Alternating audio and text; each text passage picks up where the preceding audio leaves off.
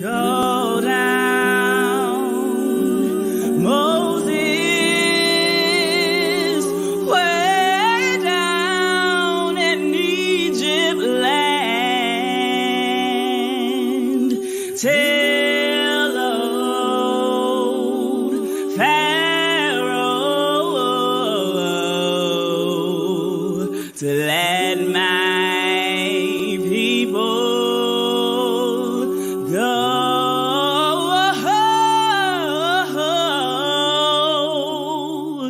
Go down, Moses, way down in Egypt land. Tell old Pharaoh to let my people go.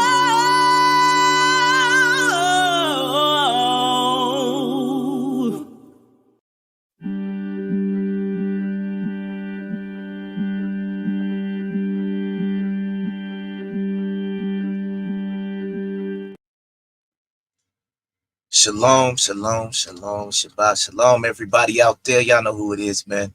It's your boy, the Kung Fu Hebrew, aka Soul T, aka Brother Solomon, aka the Grand Master of Logic. Once again, man, if y'all forgot who I was, let me go ahead and have y'all get reminded one last time. And my man, my brother, Kung Fu Fighting, Kung Fu Hebrew. Ho, ho, ho, ho, ho. Ha! Ho, ho, ho, ho, ho. Ha! And my man, my brother, Kung Fu Fighting, Kung Fu Hebrew. Ho, ho, ho, ho, ho. Ha! Ho, ho, ho, ho, ho. Ha! So yeah, man, I just wanted to go ahead and introduce myself, man. Once again, if y'all didn't know who I was, man, welcome to 40 Days and 40 Nights, man. We're about to get into it this morning. Shout out to people checking in, man, early this morning. I got to get it in early. I got a long day ahead, so I know I'm doing the show around 10, but I got a lot of stuff to do today. Good stuff, man. Go ahead and as they call it, man, self-care Saturday, man. So I got a lot of stuff I got to take care of. So I wanted to head and bring y'all this information. Shout out to my partner in crime out there, the Birdie, that boy Birdie the Plug. Check it in, man. Shout out to you, brother. If you didn't, man, check out the show we did last night called The Worst Awards, man. A really entertaining show. It has nothing to really do with what we talk about here. Just something to entertain yourself, man. I say with all the stuff going on out there, all of the nonsense that's out there, right? You know, you need breaks, man. You need a chance to opportunity just to take your mind off some things, talk about some different things. Sometimes, like, I ain't gonna lie, last night, man, sometimes you got to get something off your chest, man. So this is what I just want to read real quick before I get started, man. It's gonna be Ecclesiastes chapter 9, right?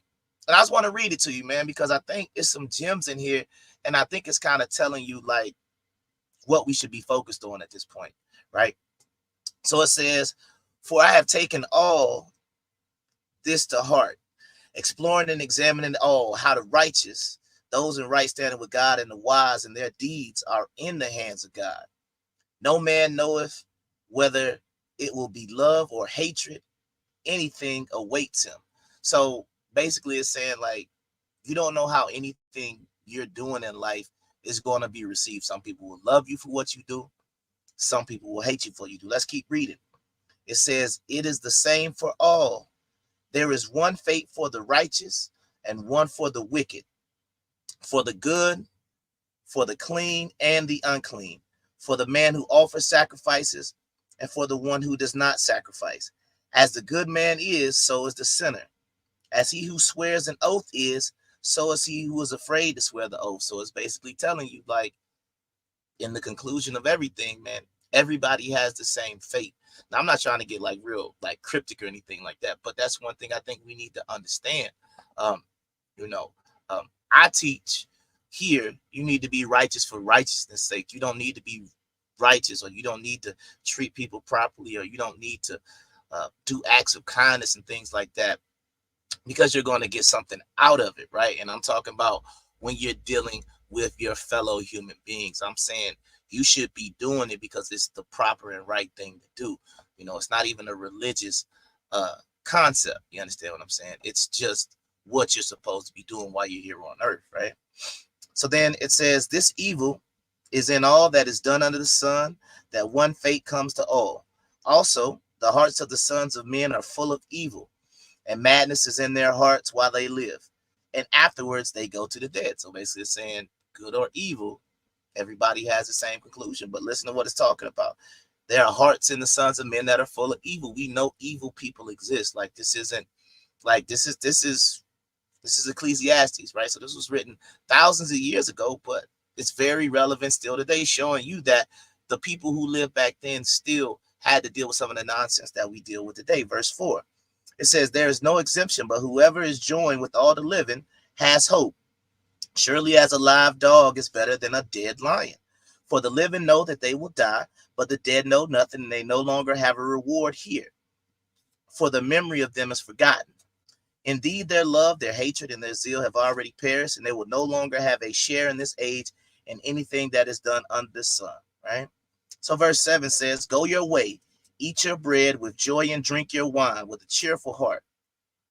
All right. For God has already approved and accepted your works. He already knows what you're going to do. So enjoy life, man. This is what it's telling you. Enjoy life, man. Eat your bread and drink your wine, not drink your grape juice. Right? I ain't saying get drunk, but look, it's telling you this is what we're supposed to be doing. Verse 8, let your clothes always be white, and do not let the oil be lacking on your head. So, man, let me check. It means you gotta. Nah, I ain't talking about the people who be putting that edge control on the side of the head. I ain't talking about that.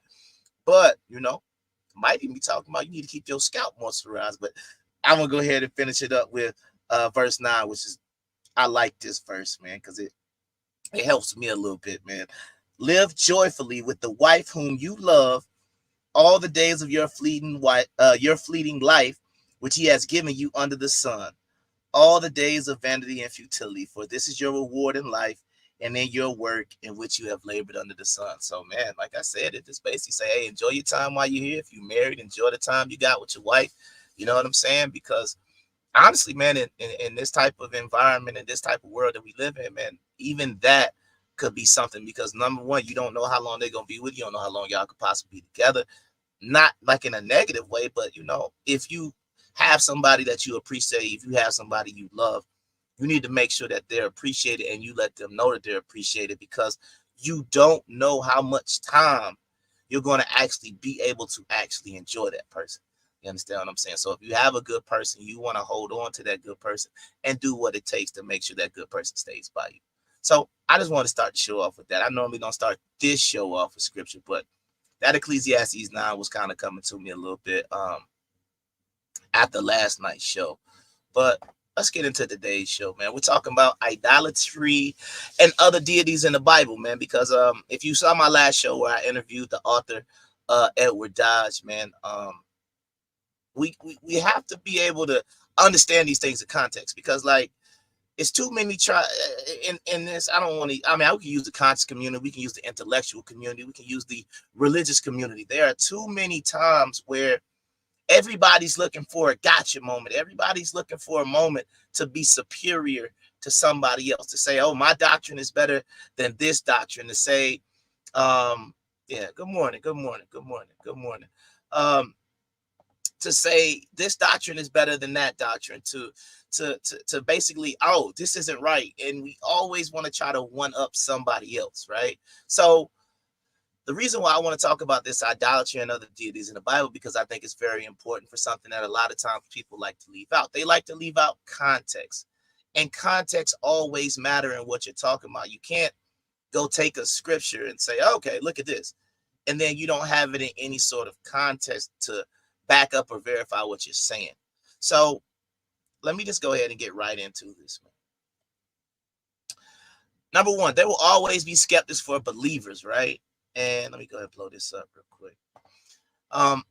Out of all the pantheons and deities that exist across the world, why the God of Israel, right? This is the question that the religious community, the scholars, the intellectual community, the whatever community you belong with, what has to be decided is why more than basically 60% of the world believes in this one deity, right? This one deity that exists in this very small place, right? This is what we have to be able to analyze and think, because you can't use the white narrative, right? The white narrative is dumb because we know what Zeus looked like. You can't use the Kemetic line or angle, right? Because if you say, well, it's from Egypt and all these different things, well, why don't we worship Asar? Why didn't they create a Kemetic Bible? And you say, oh, well, it's because they knew the ancient. You have to ask yourself, what were they worshiping for hundreds or sometimes even thousands of years? That was, not even in my opinion, just obvious, so powerful that it changed the face of the entire world. How could, and I'm going to get into how they try to minimize the deity a little bit later, but how could this one deity basically change the face of the world when everybody was already had their deities in their certain places across the world? So what you have to ask yourself is, why this one God? And some people say, well, obvious, because the one true God. I like that opinion, but we're going to eventually go deeper into that. But you have to ask yourself, why? Why did the Romans, people say it started with Constantine. I showed you in my earlier videos that it came a little later, but you can say Constantine kind of got it started a little bit. But why did Constantine allegedly have a vision in the sky of Jesus telling, whatever he said that supposed vision was, right? Why did they not just stick with Zeus? Why do we not go to church to worship Zeus right now, or Jupiter, whichever one would be I think Jupiter would be the Roman one. So these are just basic questions that I think we should be asking ourselves. Okay. Just some personal study questions, or just personal questions for the week, man. What is the most important action that a believer can do? And the second part is one that I always love talking about, because once again, I deal with these podcast intellectuals, different doctrines and groups out there. So when it says, how do scholars explain similarities in religions that have no contact or transmission? And basically what that means is, if you never came in contact with another culture or region, how are these things supposed to be plagiarism, or in some point, like, how is it supposed to be plagiarism, right? Like, for example, that's one of the biggest ideas, right, is the plagiarism debate, right? Is something copied? Did you steal this? Did you take that?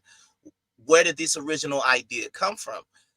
It doesn't make any sense, because you can't prove transmission. You can't prove where it came from. You can have hypothesize and you can make up stuff, but at the end of the day, you can't say that something that took place 3,000 years ago had a way to do it. Like, for example, real quick, like Moses, right?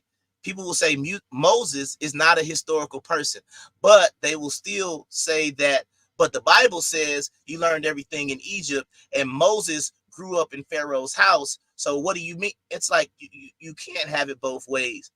Either you're going to admit Moses is real, or you got to admit there's no transmission and move on. You understand what I'm saying? But you can't have it both ways, because I feel like this is the intellectual dishonesty that we have in a lot of these communities. But let's keep going. So I'll be using the Amplified Bible, different things, Antiquities of Jews, like I always do. First of all, let's get into idolatry, right? What is idolatry? Merriam-Webster defines it as the worship of a physical object as a god. Okay, 2, image worship, or divine honor paid to any created object. That's from Easton's Bible Dictionary. The worship of a deity, the worship of a deity in visible form, whether the images to which homage is paid are symbolical representations of the true God, or of the false divinities which have been made objects of worship in his stead. Okay, now, what that's saying is, you have to understand what idolatry is first, right? Before we even get into trying to identify it, because this right here, these are biblical definitions. But it also says, Merriam-Webster, this basically says the worship of a physical object, but you have to understand the representation of God. Like, what does God look like? And I'm going to get into that in a second. But once again, let's keep going. We got to talk about the etymology of God, because the fact that we're speaking in the King's English, well, not necessarily King's English anymore, we have to understand the concept. Like when people say, I believe in God, who are you talking to? You understand what I'm saying? That's like saying, I believe in man. Well, which man do you believe in? Or I believe in my team. Well, who's your team? You have to be able to identify it. That's why I honestly believe when people say terms like Father God or just God, big G, who are you talking to? Because gods have names. There is nobody named God, capital G. That is referring to nobody. We can say biblically what it means, what it understands, but honestly, every single deity on the planet has a name. And I think that's where we need to start moving towards, because just saying capital G is just like saying I'm a man, capital M. It doesn't mean anything. I have a first name, I have a last name, I have a father, I have a mother, I have sisters. You understand what I'm saying? I have cousins, I have friends. Just saying, yeah, I went to school with this guy. Well, which guy are you talking about? Well, the guy with a capital G. It don't mean anything. So first of all, you have to understand that when you use this term God, we're speaking generally. But if you're referring to the person that you actually worship, then you have to be specific, because there was no temple to God, right? Anywhere. There's never been a temple to capital G, O-D, anywhere on the planet. There were temples to Zeus. There were temples to Yahweh. There were temples to El, Baal, which we're going to get into. But there has never been anywhere on the planet just a temple or a place to worship, capital G-O-D. So you have to understand that when you're going to make this more personal, you have to identify who you're talking about. So right there on the screen, it's just talking about this is where that term comes from. So if you keep going back, eventually you get to these different languages when it was translated, and that's where we get God from. So one thing that I need to point out in my lesson is that this is something that people get lost, and this is one of those gotcha moments, right, that I'm going to get to in a second, and I'm going to address some of the things I talked about with Edward Dodge as well. So you have to be able to understand, like when we say God in English, we're just using a generic term. So now as I go into some of these other things, you have to understand when you read the Bible, or even if you get into the old Hebrew, what did that actually mean? You understand what I'm saying? So let's talk about it. First name of God that I'm going to talk about is El Elyon, right? And this was used in Genesis 14:18, referring to Melchizedek, who was a king and priest of Salem. And this is Strong's H5946. So right here, this is El Elyon, the God Most High, or Elyon, God Most High. You have to remember, and this is what I keep trying to explain to people, but because a lot of times we have this, I don't know, we sometimes you want to be a biblical purist, or you want to be a religious purist about what you believe in, but you don't want to see things in the same context, right? When you see this term El Elyon, some people would go back and say, wait, hold on, but El was a Canaanite deity. Were the Israelites worshiping El, or were they doing this? But then it's like you'll go to church and say, oh, I love God so much, but you don't see it in the same context. When you see that term El, that, like it says when we translate it, that's just God, God the Most High, because where did Abraham live? Where did Jacob live? Where did Isaac live? Abraham came out of Mesopotamia, right, over into the Canaanite region, right? I believe in Haran. So El would have been the term that they referred to as their deity. But since we speak English, we have to understand that God is the term that is referred to a deity as well. So if I'm going to say the Most High God, that is English. If I'm saying El Elyon, if I'm in Canaan, I'm not referring to El, the God they worship. I'm referring to El as just a generic name of God. So I think a lot of times it's intellectually dishonest when people try to look at the Hebrew and say, oh, see, y'all worship El. I don't necessarily think that was it at times. I think at times maybe, but you have to understand how words work and just what makes sense. So if you come from an area, Abraham wasn't speaking Hebrew, right? He wasn't speaking Hebrew when he got to wherever he, when he got to Canaan, right? You have to understand that he wasn't speaking Hebrew. So he would have spoke the language of the Canaanites. So if he said, well, what's the name of God in the land of Canaan? The elder deity in the Canaanite pantheon would have been El. So that's the only thing that makes sense. But let's keep going. So we got El Elyon, right? Then we got El Shaddai, God Almighty. This was the name given to Abram in Genesis 17:1, and also the name given to Israel in Genesis 35:11. It's a Strong's H7706. So you've got, this is like the almighty power, right? So this is what God represents, a power. Sometimes I'm not going to talk about Elohim because that can mean a lot of different things. And people say like, but why in the Bible does, when it refers to Elohim and the creation, why is it plural? And my point is, I think the concept of what we know as God or the Most High or Yahweh, right? Putting him, even saying him, and I don't want to say it, but I'll just say him because of how it's referred to in the text, right? In a singular kind of capacity, in my opinion, just doesn't do it justice. So when it refers to the Elohim, sometimes it could be talking about angels, but I feel like trying to place God into a singular noun, in my opinion, is crazy. But this is another term that's used, El Shaddai, the term God Almighty, Shaddai. So let's keep going.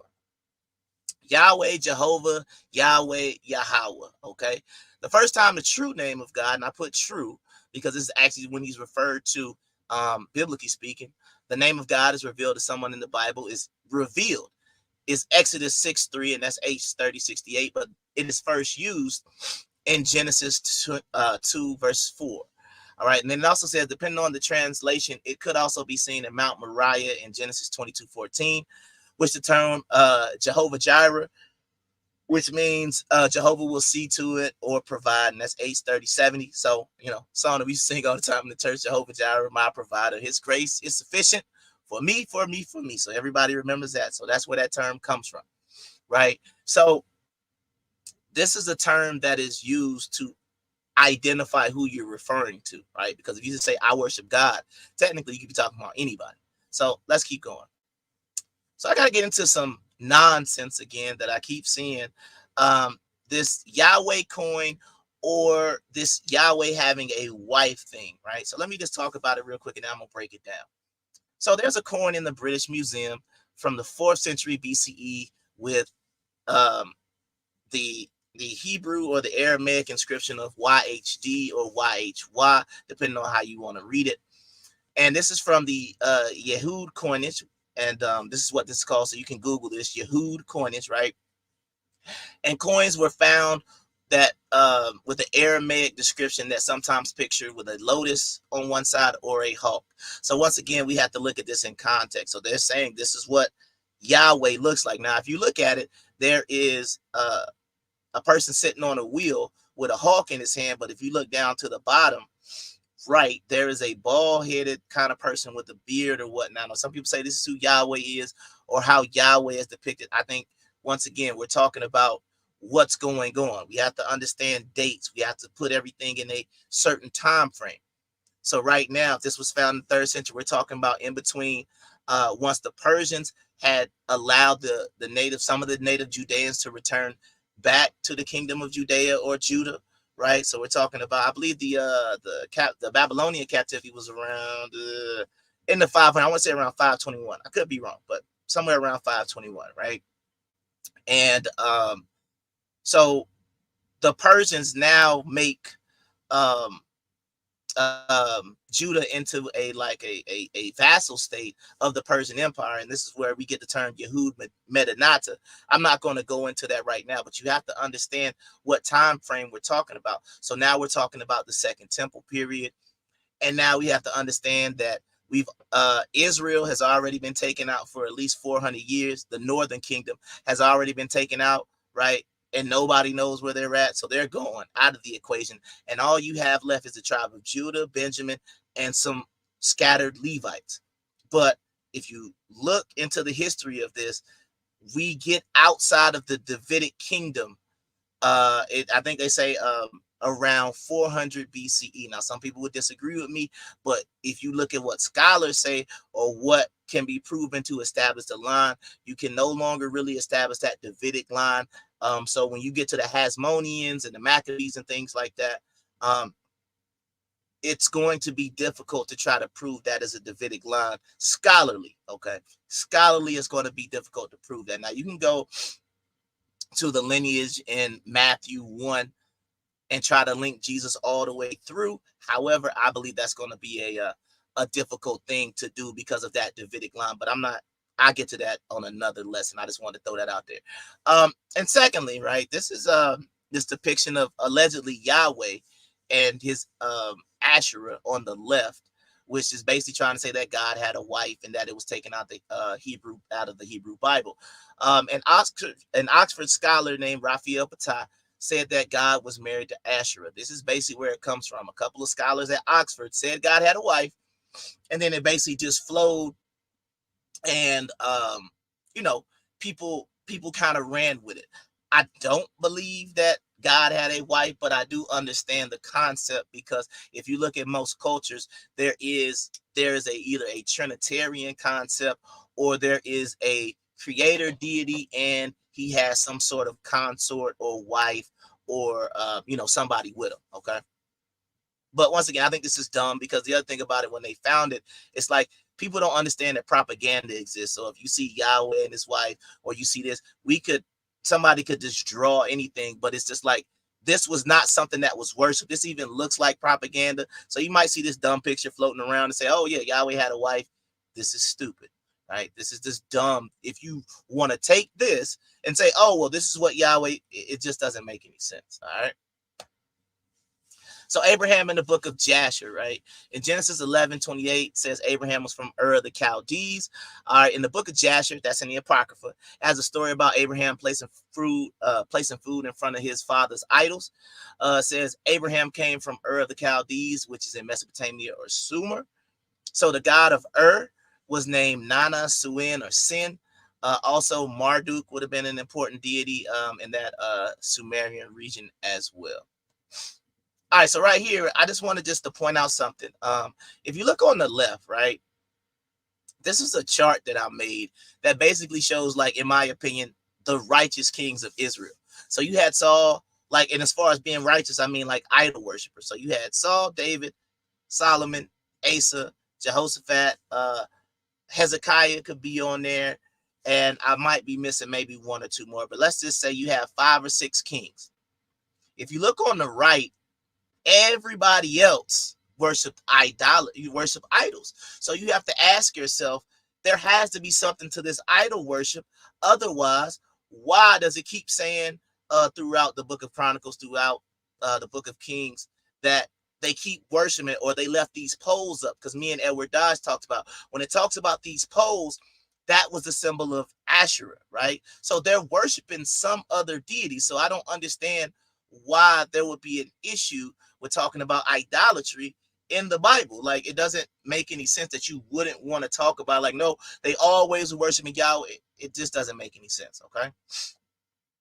So let's talk about Baal, right? This is the Canaanite deity of fertility and rain. Later on, he will be associated with the Philistine deity Beelzebub or Baalzebub. And he's also mentioned in the Quran as well. Okay. So this would be a statue of Baal. I think a lot of times, I think once again, it's a dumb thing to try to look at these statues and say, well, do they look, what kind of person does that look like? Because we say that deities imitate their cultures, but I'll get into that in the later session too. El, right?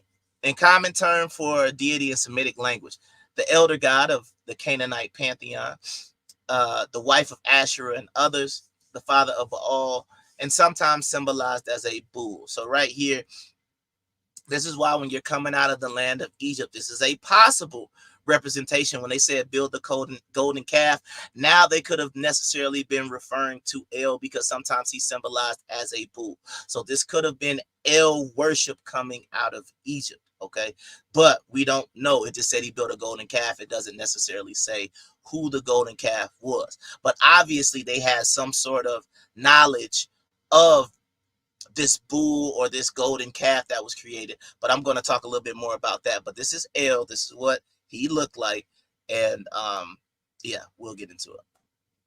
Asherah. Asherah is mentioned 22 times in the Bible.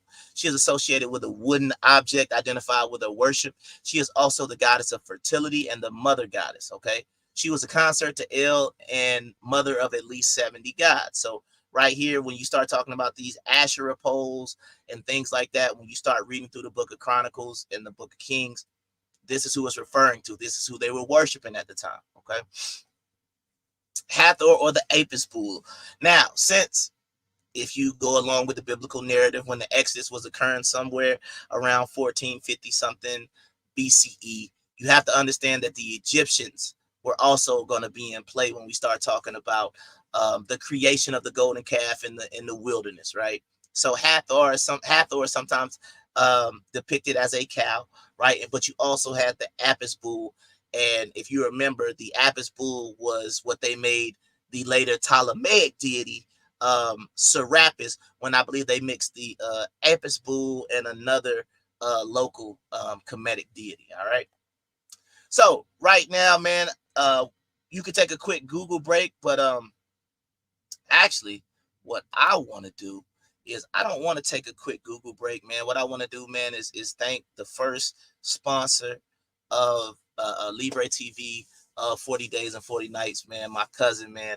I really appreciate him for allowing me to promote his business. So without further ado, man, if you're out in the Clayton County, or even if you're not in the Clayton County area of Atlanta, Georgia, whatever, please support this brother's business if you can.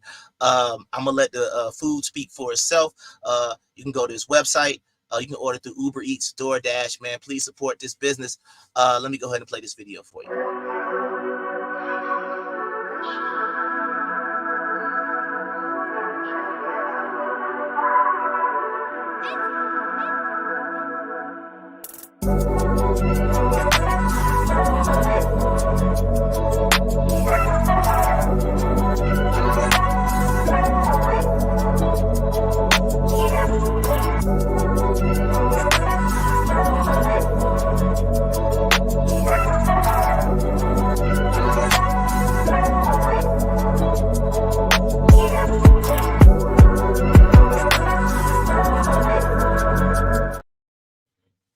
Yeah, so shout out to cousin, man, out there really doing some things. And before you holier than thou Negroes come for me in the comment section, say, oh, you're a Hebrew, but you're advertising da-da-da. I'm advertising my cousin's restaurant, man. Regardless of whether we believe the same, that's family, so y'all can miss me with all that other stuff, okay? Yeah, I saw the bacon. Yeah, I saw the shrimp. Yeah, I saw the things that go against the catfish. I saw it goes against the Levitical diet. Yes. Am I eating that? No. But he has plenty of things on the menu that I can eat. So I'm not going to beat my cousin up because he don't practice the Levitical law. That's stupid. I'm not going to not promote him because, once again, this is this YouTube era that we live in. This is that holier than thou era we live in. He my cousin. I'm promoting this business. So if you eat bacon, go ahead and eat bacon. Enjoy yourself. You understand what I'm saying? I'm not going to knock you. But if you say you follow what I follow, then you already know. You got chicken and waffles we can deal with. I believe he got chicken sauces, burgers, plenty of stuff that I can eat. You understand what I'm saying? The collard green and turkey egg rolls you saw, it's plenty of stuff on there I can eat. I don't have to put myself, not promote my brother, my cousin, just because his menu ain't, fully like halal or something like that. That's stupid. But anyway, let me go ahead, and I got a couple more things to talk about real quick, then I'm going to wrap this up. All right, so let's talk about Zeus, man, or Jupiter. He's mentioned in Acts 14, 12, 13, 12, and 13. This is the Greek supreme deity. He is the father of Hercules and married to Hera. So once again, Zeus or Jupiter is in the Bible. All right. Hermes or Mercury, pause. Mentioned in Acts 14, 12. And this will be the Greek messenger god. All right. Artemis or Diana is the goddess of the hunt and nature. Is mentioned 5 times in Acts chapter 19. And this is what we really should be focusing on, right? Modern idolatry, right? Because a lot of people say, oh, that's not an idol, because people feel like what I always say, and maybe it's just me speaking personally, but I can't think of the last time where, as they would say, I have prostrated myself on the ground. Or sometimes when I'm out here on the road, I will see Muslims, take out the, no disrespect to what is actually called, but the carpet, right, that they roll out, and I will see them get on their knees and pray on the ground. I haven't done that in I don't know when the last time I've done that, right? So some people say, oh, well, it's not an idol because you don't get fully on your ground and worship it. I'm like, that's not what it means, right? Like, I already gave you the definitions of idolatry, but we have to talk about what modern idolatry is, right? And this is the problem that we have in our society, in our country, in these different groups that some of us associate with, right? Fashion, shoes, clothes, bags, all these different things. It is idolatry to a certain extent, right? Because it's like, if you're not paying your bills, but you got on a new pair of Jordans, then you're putting not even what comes before God, but what comes before logic and common sense, right? You shouldn't be buying a $200 shoes if you don't have enough money to pay your bills, right? I got marijuana up there, not because I have a great issue with marijuana, just because I see sometimes what marijuana can do for people who don't know how to handle it. You understand what I'm saying? You're always asking people for money, but your hand always has a way to get marijuana. I don't understand how you make those two connections. Money is a huge idol, right? People will kill you. Relationships are sometimes created or formed just for money or financial reasons. So money is a huge idol in modern terms, because the bottom line is whatever God you believe in. I mean, shoot, when you look at what I got right here, it's a $20 bill, right? So what does that say? Oh, you ain't gonna be able to see it because of my green screen, but in God we trust. That's what's on the money. So if you think money is not an idol, I think you're losing yourself. Now, everybody understands that money is something, and even going back biblically, we understand that the majority of the people you read about in the Bible are wealthy individuals. So let's not get that part confused either. But we understand the importance of currency. But how important is that currency? Would you do anything? I'm not going to get into what Cat Williams said, but he alluded to some people basically selling their soul or certain aspects of their body to get money. So if you're willing to do anything for money, then yeah, you should say that money could be an idol for you. I put David Koresh up there because we have these cult leaders, right? Those are idols. As somebody who wants to bring people information and things like that, I don't never need to be defended, depending on how big or small this platform might ever grow to. I don't ever want people to, in quotation marks, because some of these people on YouTube are worshipped, right? Like, honestly, remember when Kevin Samuels was still alive? Honestly, I would say he was an idol to some people, because people would defend this man like to the death almost. You understand what I'm saying? So you have these modern idols that people, yes, they some people do have altars and actually do physically worship these people, but the level of importance that they place on these people, you have to be extremely careful. I put Beyonce up there because shoot, I see on my timeline people would just have arguments, lose friendships with people who they know in real life, who they claim to love, over an opinion about Beyonce. It doesn't make any sense, right? You type anything negative about Beyonce or Nicki Minaj or some of these other people who have these rabid fan bases, right? It's idolatry. And lastly are these religious leaders, some of these pastors who people will defend. It doesn't matter what type of allegations come out. They could be accused of being homosexual, having an affair with his wife, abusive, child molesters. People will defend these religious leaders And it doesn't make any sense. You know, some of these, especially in the Hebrew Israelite community, some of these leaders of some of these camps are basically almost seen as like godlike. You understand what I'm saying? They can do no wrong. They can do no evil. Some people would defend them more than they would defend the Most High. And that's just awful to me. I don't understand how you could read this book, say you comprehend this book, but then you get into man worship. That's the one thing I told you, man. Over here, we're never going to man worship. I myself am not perfect. I don't look at people to be perfect or whatever the case may be, but this man worship that we have for certain individuals on this planet is it's just weird to me.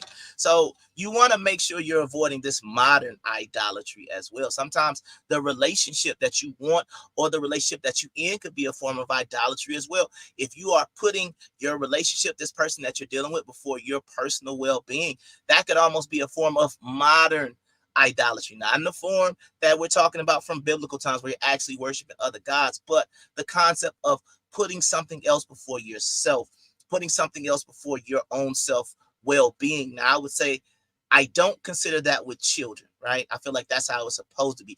You should put yourself second when it comes to your children.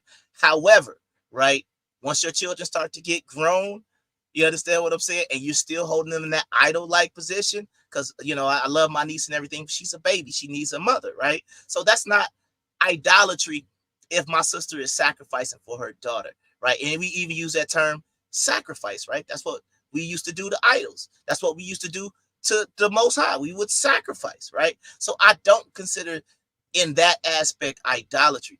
I just think that is necessary to rear up good children and to rear up good human beings, right? So I just want to touch on that real quick. If you didn't watch the show last time with Edward Dodge, man, it was a great show. We talked about a lot of these different things. You know, I really enjoyed the conversation.